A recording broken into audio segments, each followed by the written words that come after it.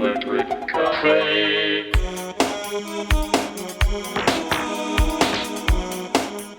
Hey everybody, welcome back to Electric Cafe. Today's album review is on Moby's 1999 album called Play.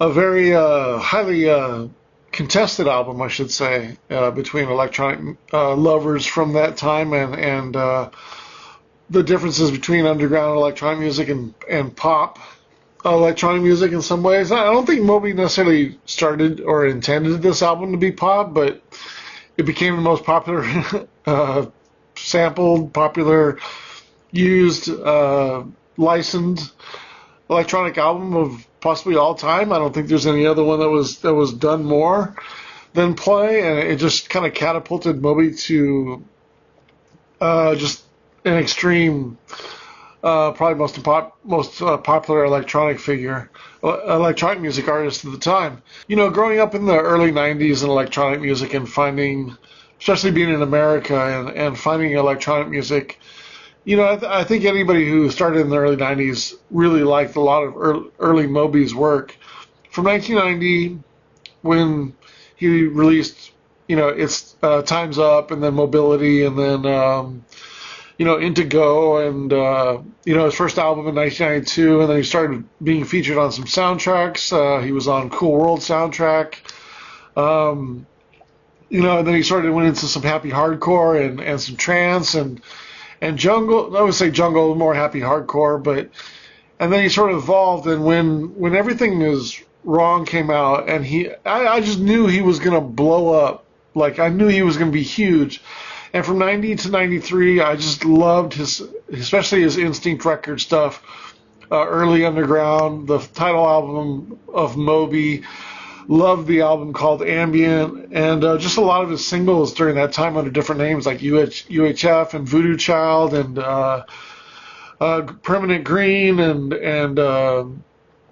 you know, some of his ambient work under Voodoo Child as well, all the way through End of Everything was one of my favorite albums to sleep to at the time, and he was just so fantastic. And then I just knew he was going to be huge, and then Everything Is Wrong, and he was in Newsweek magazine, or maybe it was Time magazine at the very end. At the end of the Time magazine, there was like a one-pager. It was just what else is going on in the world, and it just highlighted Everything Is Now and just promoted Moby as like the next big star. And I was like, oh, there it is. And then he was in the movie Heat, and you know, featured on some other soundtracks. And he really didn't know what style of music he was really going to evolve into. I kind of felt, although I wanted him to keep championing underground music and techno and rave and stuff like that, and trance and stuff like that, I really wanted him to continue to champion that, because he was the face of that scene, and he was kind of like, in some ways, he was like our, especially Americans, like he was like our. He was our main artist, main electronic artist, but I felt like, as a big fan of Moby, like he would have the talent enough to win over non-electronic music fans or non-electronic music lovers and turn them into people that really respected electronic music. But it was mostly because of his non-dance music. Like, I was a huge fan of his more ambient music, his more minimal side, you know, stuff like Mobility and you know, Barracuda. Well, I would say Barracuda, but M4, like a track like that, and Protect Right, I think it was, and just more of his minimal style, like Heaven and Blues, My Beautiful Blue Skies, just amazing tracks like that. But when you heard Everything Is Now, like, you heard his cinematic, like, you just knew he was going to be huge. And then again, he was in magazines, and then you couldn't escape. And then out in 1990, I think it was 97, I was in recording school at the time, and Animal Rights came out, and everybody in class, like, they kind of had started hearing of Moby, and they were like, oh, he did a punk album now. He did a rock album. So he just totally did a 180. And so you just never knew what to expect from him. So from that, I had no idea what was going to come out next. And at the time, I was buying everything he put out, everything that had Moby on it, even if it was like slightly different, or just had an extra song on a single, and then Play came out, and I was still really into Moby, and some of the singles that actually, I think Run On and Honey, the tracks came out even before the album came out, and maybe even a third single came out before the album. But this album featured 6 singles. Yeah, 6 singles: Honey, Run On, Southside, Porcelain, Natural Blues, Body Rock, Why Does My Heart Feel So Bad. 6 singles on this album were just thrown to the wind, thrown to the licensing, thrown to every commercial buyer out there, and then you just could not escape this album. And you in some ways you wanted to hate it because it was just everywhere. So in some respect, it's a hard album to write, to review, but at the same time, I could almost write a book about this period of 90s Moby, from early beginnings, loving him, to revering him, to him being one of my favorites, to not knowing where he's going to go, to almost despising and hating him. And, towards the end of the 2000s, I started to forgive him a little bit, and I think when the Ambient fully came out in 2000, I don't know, I think Hotel and Ambient came out maybe it was 2006 or something like that. I kind of got over my despise of Moby. I went from buying everything he ever put out to when we all were made of stars, whatever that album was. I didn't even buy the album. I didn't buy the singles. I didn't buy the album. I didn't buy the remixes because the remixes on Play were so bad. And the album was so inconsistent, but but it's not a bad album. It's actually a good album, but it's not my particular Moby that I liked. It's not the deeper side Moby. There's 17, 18 songs on here. They're all kind of jingles.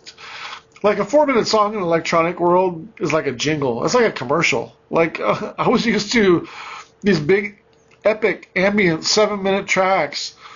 Demons, 12-minute tracks. Horses, 12-minute tracks of 8-minute long extended versions of Move. Just like it was just like everything was turned on its head, and it was just like thrown to the wind as far as popular electronic music. Clever, well produced,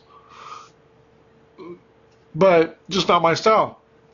And the saving grace on this particular album, because a lot of the big songs and a lot of the songs with beats are hit or miss, and they aren't way off misses like I hate them, but they're not my style of music. But there is some saving graces in here with some of the ambient tracks and some of the lighter moments, some of the melancholy. If you really like Moby, you really like Moby because of his melancholy. You don't like Moby for Southside. You don't like Moby for, his sampling, you know what I mean? I think Moby is talented enough to where this video is going to be more about my opinion of Moby than really this album. But if you really appreciate Moby as an artist, I think you will respect that he turned into somebody who plays instrument, because he came from a punk background, he came from a band background, and then he morphed into being DJing electronic music. He was playing guitar before this, and he was in bands before he was Moby. So it wasn't like he just switched up and this is who he was, right? This is who. And so when he became Moby by the end of the 2000s and Hotel came out, and that album, I respected Moby for what he did. He was still putting melancholy, but now it was sort of like a rock and a little bit of electronic, music, and into his sort of rock. And I started to appreciate him, and then I started to, I wouldn't say tolerate, but I started to just understand that I'm gonna like some of his music. I'm not gonna like some of his music. And then he started in the later 2000s with The Last Night and the extra Voodoo Child album called Monkey. He started to do some more dance music again and kind of get back into that. And then he put out some 12 inches. And then, you can kind of see a balance of different stuff that he was into at different times. And then by 2015, 2016, Wait For Me, even Destroyed back in 2012, I think it was. Then the last 10 or 15 years, it's been pretty much him fine-tuning, him having everything that he likes in an album, and doing a good job of it. There's some songs I like in certain styles that I like of his, some that I just don't. But it's not like I don't like them that I would turn them off and really despise them. It's just, again, it's good, but it's just not for me. And that's kind of the theme for this album. It's just really, it's creative, but it just has a lot of sides to Moby. It's got techno, it's got ambient, it's got poppy, it's got samples, it's got rock, it's got a touch of sort of a punk in here, down tempo. It's catchy, but not really my style or really my interest. Sampling gospel music into electronica and rock is just not something I ever wanted to hear. I never said, oh, I hope somebody comes along and puts some gospel samples into some electronic music. I don't think anybody ever said that. I don't think anybody ever wanted that. Moby made it catchy, and and that was kind of the stick. But I don't know how this album will age. I mean, it's been 25 years now, and it still sounds exactly the same. I don't know if that's a good thing or a bad thing, but it hasn't aged in a different way. It still feels the same. It still feels very current in some ways, even though it is 25 years old. But it's just Find My Baby, Run On. Those tracks just verges on that I dislike. But then Moby is talented enough to make it work on Natural Blues or Why Does My Heart Feel So Bad. He kind of made it work in those tracks. But the other ones, it was kind of... But it's really because they're more melancholy. Natural Blues and Why Does My Heart Feel So Bad are just more melancholy, more strings, more melodic, and they're more melodic and more melancholy than just up tempo. Like the other ones are Run On and Honey, just kind of up tempo. The sampling is creative, but again, it's not really my cup of tea. It's more towards hip hop and maybe that sort of adds to my disgust of the sort of down tempo in this. It blends a little bit into, I wouldn't say hip hop with the South Side and stuff like that, but it just feels a little bit more urban, which I don't mind, but it feels, again, maybe more commercial. For me, this album is led by the moodier tracks. Porcelain's really good. Inside, Rushing, Ever Loving, Guitar, Flute and String, and of course, My Weakness. Those are my favorite tracks of this album. Moby always does really good ambient intros and outros, and this is on par with some of his best, for sure. And those tracks lead the way for me. As far as going into the tracks individually and giving you my score on each one, it first starts with the track called Honey. Here's the CD single for that. I gave that track 6 stars out of 10. And then Find My Baby, I gave 6.5 stars. For that, I like Find My Baby a little bit better than Honey. Porcelain, I think, is a great track. I think it's really clever. I always really like the piano and the strings. It's got a nice, easy beat to it. Here's the single for it. I also have the remixes as well. And I gave Porcelain an 8.5 out of 10. There's a really good B-side on Porcelain called Flying Over the Dateline. That one's a really good B-side as well. Track number 4, Why Does My Heart Feel So Bad? I think it's a really good track. I like the beat, the strings, the keys, the sample is good in that one. Bass is all good. Unlike Honey and unlike Find My Baby, Moby excels again with the more melancholy side of his sampling, and this one's good. This one, not necessarily liked any of the remixes on this particular one, but it was also featured here with more mixes from Honey. Not necessarily any. The Sun Never Stops Setting, decent B-side on here. And then track number 5, Southside. Oh, Why Does My Heart Feel So Bad? I gave it 7.25 stars. Southside, I gave it 6.25 stars. I didn't buy the single for Southside. I'm not going Southside with Moby. Never really cared for that song too much. Definitely didn't want to hear remixes of it. But I think it's still a good track if I sit down and listen to it. I gave it 6.25 stars. Rushing, 7.75 stars, one of my favorite on here. Really nice track. And then Body Rock, Here's the single for that, 6 3/4 I gave that. I think it's a pretty good track. It's just kind of clever, kind of catchy. For if there was a pop side to Moby, as far as like the god awful video in Body Rock and Southside, I think this one's doable as far as like a more popular side. But I will say there is a really good remix on here, and it's it's the Ray and Christian mix of Body Rock. You'll have to excuse me. The remix of Porcelain is the Future Shock instrumental. Future Shock instrumental of Porcelain, and the Ray and Christian mix of Body Rock is good. Natural Blues, I think, is really clever. Again, it's a good track because it's melancholy. I gave it 7 stars. Never mind the remixes, not very good remixes. But the reason why to buy it is the B-side, Whispering Wind, one of his best B-sides. Then you have track number 9 called Machete. I give it 6 stars. I think it's good. Run On, single, my least favorite track on the album. I gave it 4 stars. I think it's okay. Down Slow, track number 11, gave 5.5 stars. Track 12, If Things Were Perfect. You can hear the synthy tone in the background around this. Really odd. I don't know if that was intentional or if it was just bleed from the other tracks, but nobody wants to hear a synthy track, if you know what I'm talking about. If you know what a synthy tone is, you don't want to hear it. It's just alternating 2 tones for sync. I don't know why you would want to hear that, but you can hear it way back in the background of the track. Really annoying. This track sort of reminds me of MC 900 Foot Jesus with the sort of talking over the sort of hip hop beat. I think it's a pretty good track, 6.5 stars. And then the last quarter of the album is really where the album does the best tracks for me.